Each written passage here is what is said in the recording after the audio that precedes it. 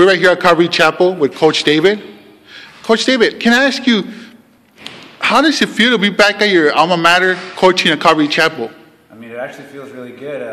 We have a tough group of kids this year, and they have a lot of potential. I feel like I came at the right time when the program needed me, and to give back to the place that gave me so much is just an awesome thing, that I can give back to the community and hopefully have people just reach their goals and at least shoot for the stars like I did. So we'll see. What's your role right here in the Calvary Chapel wrestling room? Here at Calvary Chapel, I'm basically the head clinician or head technician. Basically, I instruct the practices and the technique and the practice structure.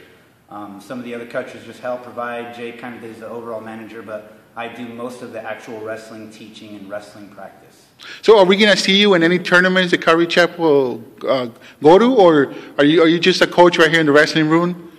Oh, no, I'm full-time. I'm basically the head assistant, I guess.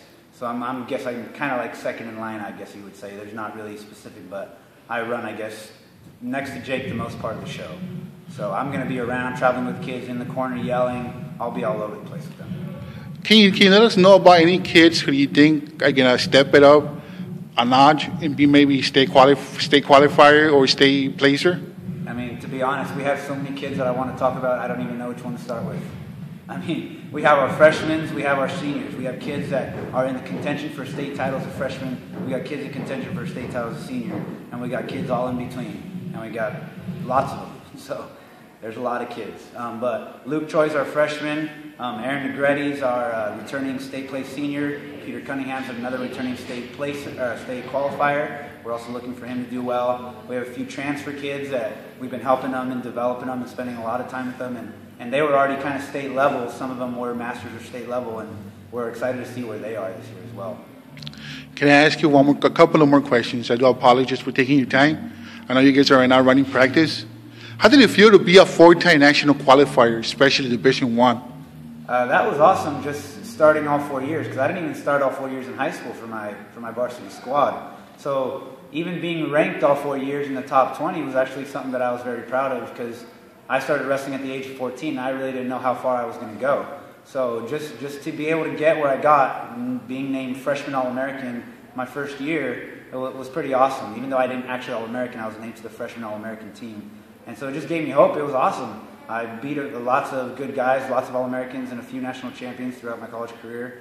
And I almost got to where I wanted to be, but I was always there neck and neck with everybody. And I didn't accomplish all my goals, but I was pretty close.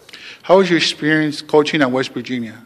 West Virginia was awesome. The coaching, I didn't do so much. It was more training. I was in the Milan Sunkist Kids program, and basically they were just a sponsor. So we were training partners and private coaches for the kids.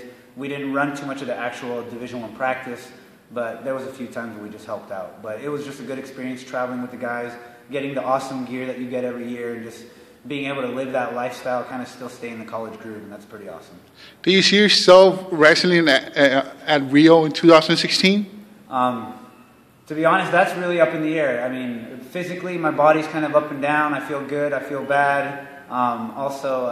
I'm actually training Aaron Pico and training with Aaron Pico, and he's the kid kind of that's going to be in the spotlight, kind of taking my spot, I guess. But that kid's a stud, and we'll see where he's at. But it all depends kind of on him and me, how we do. And, I mean, there's a lot involved.